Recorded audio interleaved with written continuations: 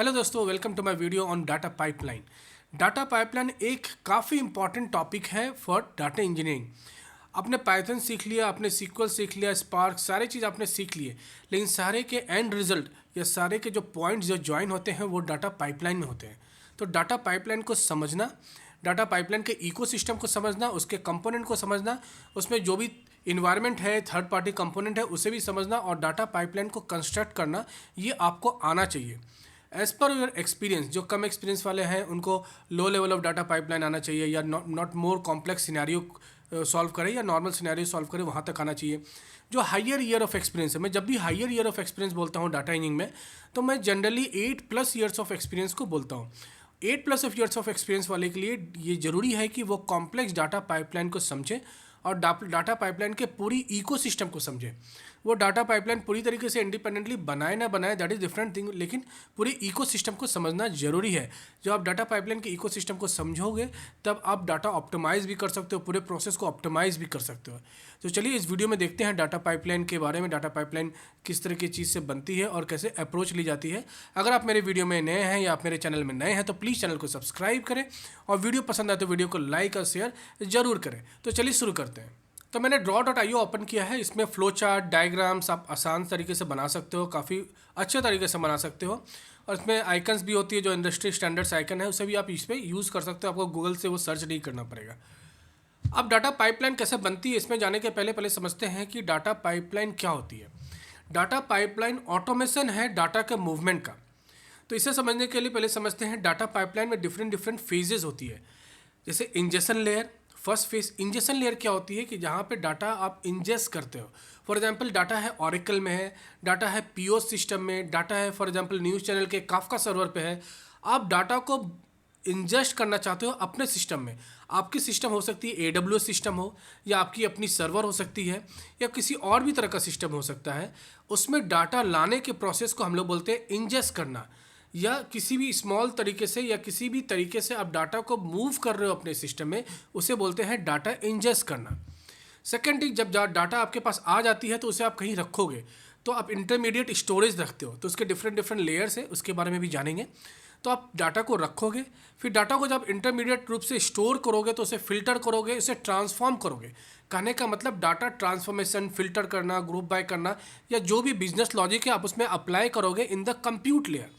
तो सबसे पहले आपने डाटा इंजेस्ट किया, फिर उसको इंटरमीडिएट स्टोर किया, फिर उसको ट्रांसफॉर्म किया इन द कंप्यूट लेयर, और फाइनली आप उसको फाइनल जगह पे स्टोर करोगे। फॉर एग्जांपल स्नोफ्लेक में, S3 बकेट में, या फिर ऑरेकल सिस्टम में, या किसी भी और RDBMS में, या NoSQL डाटाबेस में आप उस डाटा को स्टोर करोगे, ताकि एंड यूज़र उसके ऊपर रिपोर्ट बना सके, उस पर एनालिसिस कर सके, या जो भी उन्हें करना है एंड यूज़र को वो वहाँ पे कर सकते हैं।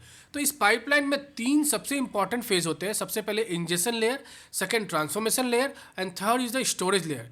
तो जब भी आप डाटा पाइपलाइन इंटरव्यू में समझाओगे या एक्सप्लेन करोगे तो यू शुड टेल कि ये सब 3 मेनली फेजेस होते हैं डाटा पाइपलाइन के, और हर एक फेज़ को आपको एक्सप्लेन करना है कि इंजेक्शन में आप जो सोर्सिंग करते हो, कैसे आप सोर्स करते हो डाटा को। तो different technologies, different tools use हो सकते हैं। आप डायरेक्टली पाइथन से डाटा इंजेस्ट कर सकते हो, आप पाइस्पार्क से डाटा इंजेस्ट कर सकते हो, आप स्कूप का यूज़ कर सकते हो डाटा इंजेस्ट करने के लिए, आप AWS के जो AWS data migration service, DMS service है, आप उसको यूज़ कर सकते हो। ये सब मेनली पॉपुलर यूज़ केसेस है, पॉपुलर टूल्स है जो यूज़ किए जाते हैं डाटा इंजेक्शन में। ट्रांसफॉर्मेशन में यू हैव टू ट्रांसफॉर्म, तो आपको जब डाटा ट्रांसफॉर्म करना है तो then you need a compute layer, compute जो आपके काम कर सके। हो सकता है बहुत कोई स्नोफ्लेक में डाटा कंप्यूट करते हैं, या बीच में कोई और भी ऑरेकल डाटाबेस या कुछ यूज़ करके वहाँ पे कंप्यूट करते हैं। अगर आप AWS के वर्जन में समझोगे तो AWS में आप EC2 यूज़ कर सकते हो, EMR यूज़ कर सकते हो, ग्लू यूज़ कर सकते हो, आप नॉर्मल लैम्डा भी यूज़ कर सकते हो मैनेज सर्विसेज के लिए। तो डिफरेंट तरीका है जहाँ पे आप डाटा को ट्रांसफॉर्म कर सकते हो। थर्ड लेयर आता है डाटा डंप करना या डाटा टारगेट लेयर। तो टारगेट लेयर जो है वो मल्टीपल हो सकता है, या कोई RDBMS हो सकता है, स्नोफ्लेक हो सकता है, S3 बकेट हो सकता है, या किसी का फाइल सिस्टम हो सकता है, ऑपरेटिंग सिस्टम फाइल सिस्टम हो सकता है, जहाँ पे आप डाटा नॉर्मल टेक्स्ट फाइल में, जेसन फाइल में, पार के फॉर्मेट में, डिफरेंट फॉर्मेट में आप डंप कर सकते हो। तो ये तो हुआ डाटा पाइपलाइन को समझना, डाटा पाइपलाइन को आप कैसे एक्सप्लेन करोगे। इसके बाद हम लोग समझते हैं कि डाटे की डिफरेंट लेयर होती है। जैसे आप किसी पानी को फिल्टर करते हो तो पहले आप पानी लाते हो, फिर उसे फिल्टर करते हो, फिर से और भी फिल्टर करते हो आरओ सिस्टम से, तब लास्ट में पीते हो। तो इसी तरह डाटा की भी इस तरीके से पूरी साइकिल होती है और इंडस्ट्री स्टैंडर्ड में इसे 3 तरीके से डिवाइड किया गया है। एक रॉ लेयर जिसे आप ब्रॉन्ज लेयर भी कह सकते हो, second is the silver layer जिसमें आप नॉर्मल फिल्ट्रेशन प्रोसेस, उसमें जितने भी अच्छे रिकॉर्ड्स नहीं है, जो आपके हिसाब से रिक्वायरमेंट के हिसाब से अच्छे रिकॉर्ड नहीं है, तो उसे फिल्टर आउट करते हो। तो ये हो गया आपका silver layer. And final the output of the data, जो डाटा आपको एक्चुअली चाहिए as per the business requirement, वो हो गई गोल्ड लेयर। तो आप जब डाटा लेते हो या डाटा इंजेस्ट करते हो, you are ingesting and creating a raw layer या सिल्वर लेयर, उसका थोड़े से ट्रांसफॉर्मेशन करते हो और या फिल्ट्रेशन करते हो, क्लीनिंग करते हो डाटा का, तो उसे आप बोलोगे सिल्वर लेयर। फाइनली आप जब फुली तरीके से ट्रांसफॉर्म करके, उसके प्रॉपर फॉर्मेटिंग करके, उसको प्रॉपर स्ट्रक्चर, इफ़ रिक्वायर्ड आप स्ट्रक्चर देके आप उसे फाइनल टारगेट में जब स्टोर करते हो, तो उसे बोलते हैं गोल्ड लेयर। तो अभी हम लोग एक सिनेरियो लेते हैं, एक सिंपल सिनेरियो कि आपके पास डाटा है ऑरेकल सिस्टम में and you want to move this data from Oracle system to S3 bucket. अब यहाँ पे प्रॉब्लम को सॉल्व करने के पहले, जब भी आप डाटा पाइपलाइन के प्रॉब्लम को सॉल्व करें या आपको क्लाइंट इस तरह की प्रॉब्लम दे, तो आपके पास बहुत सारे क्वेश्चंस आने चाहिए। You should ask multiple questions to understand how to create a pipeline, कौन सी अप्रोच लेनी है, क्योंकि जब डाटा पाइपलाइन क्रिएट होती है there are multiple approach you can take for a particular problems. तो आपको कौन सा इफेक्टिव अप्रोच लेना है, इसको जानने के लिए आपको मल्टीपल क्वेश्चंस पूछने पड़ेंगे। तो उस अप्रोच को भी हम लोग समझेंगे। तो आपको सबसे पहले समझना है कि डाटा की वॉल्यूम क्या है। तो इस सिनेरियो में समझते हैं कि डाटा की वॉल्यूम कम है। अगर डाटा की वॉल्यूम कम है तो कैसे अप्रोच लेनी है। तो जब डाटा की वॉल्यूम कम है, तो मैंने draw.io में एक सिस्टम बना दिया है, ये ऑरेकल है। तो यहाँ पे मैं लिख देता हूँ ऑरेकल, और मैंने एक AWS इन्वायरमेंट बनाया है जिसमें मेरे पास दिस इज S3 बकेट, और मैं अभी इस EMR को हटाता हूँ, बताता हूँ क्यों। अब मेरे पास सोर्स है Oracle and the target is S3 bucket. Now I have to create a pipeline between the source and target. अब ऑरेकल सोर्स है तो I can create a pipeline, I can create a pipeline with the help of Python. For example, अगर मैं यहाँ पे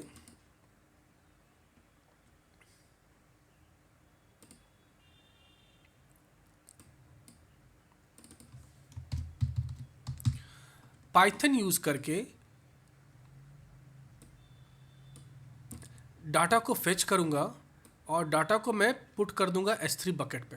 arrow पे अभी नहीं जाते हैं, एरो की भी एक स्टैंडर्ड होती है, मैं एरो के बारे में बाद में बताऊंगा।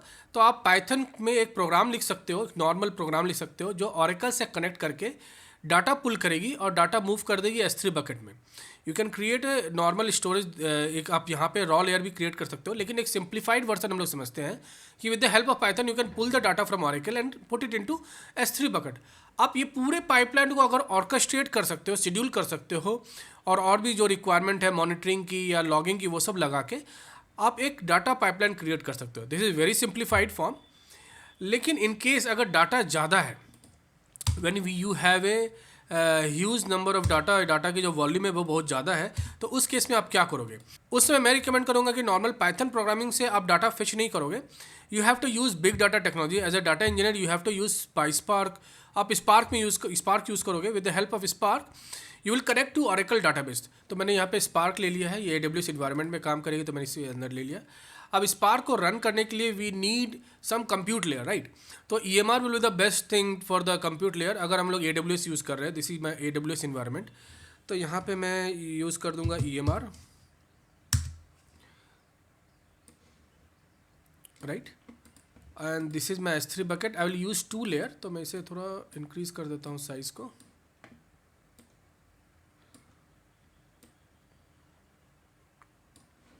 Okay, and then I'll use one more S3 bucket.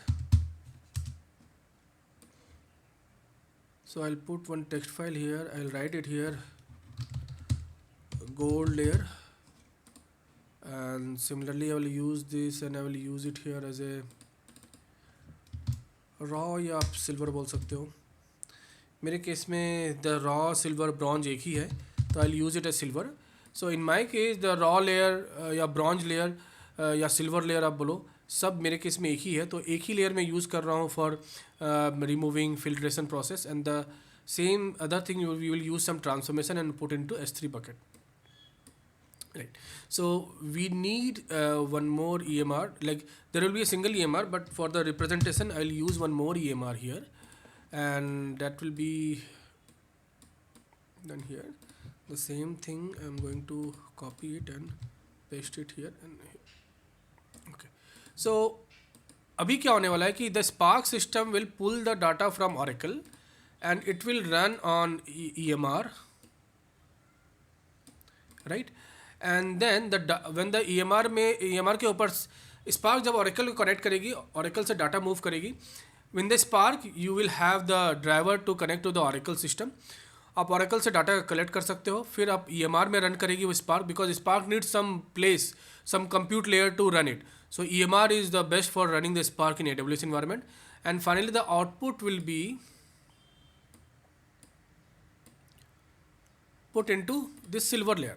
तो यहाँ पे दो अप्रोच हो सकती है. आप स्पार्क से आप ऑरेकल से जब पुल करते हो तो you can apply the filter in the same Spark. For example you have to check the status of some record. अगर वो स्टेटस है तो आप उसको रिजेक्ट करोगे. तो इन दिस सेम स्पार्क और जो आप पाइस्पार्क में या स्काला में लिख रहे हो लॉजिक, वो उस पर्टिकुलर रिकॉर्ड को रिजेक्ट कर देगा, मीन्स उसको हटा देगा, और जो क्लीन रिकॉर्ड है उसे सिल्वर लेयर में डंप कर देगा या पुट कर देगा. या ये भी हो सकता है कि आप एक और S3 बकेट यहाँ पे यूज़ कर लो, और जितने भी रिजेक्टेड रिकॉर्ड है वो आप S3 बकेट में रख दो, ताकि आपके पास एक लॉग रहेगा, आपके पास एक रिसोर्स रहेगा जो आप यूज़ कर सकते हो चेक करने के लिए. आप बाद में भी चेक कर सकते हो कौन कौन से रिकॉर्ड रिजेक्ट हुए थे, और वो तरीका ज़्यादा सही होता है. तो स्पार्क से आपने फ़िल्टर रिकॉर्ड करके सिल्वर लेयर में ले आए. अब सिल्वर लेयर से एक्चुअल ट्रांसफॉर्मेशन होना है. फॉर एग्जांपल क्लाइंट ने बोला था ऑरेकल से S3 बकेट में लाना है, लेकिन we have to do some transformation logic लगाना है.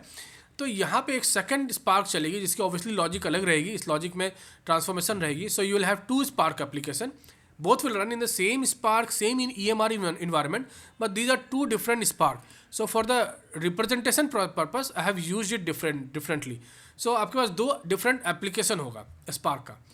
So this will run again on the same EMR cluster, और इस EMR का जो आउटपुट है यहाँ आएगा, और इस EMR का इनपुट है तो दिस स्पार्क को जो इनपुट मिलेगा वो इस silver layer of S3 bucket से मिलेगा. तो मैंने एक स्पार्क के प्रोग्राम से ऑरेकल से डाटा पुल किया, यहाँ पे फिल्टर किया, सिल्वर लेयर में डाला.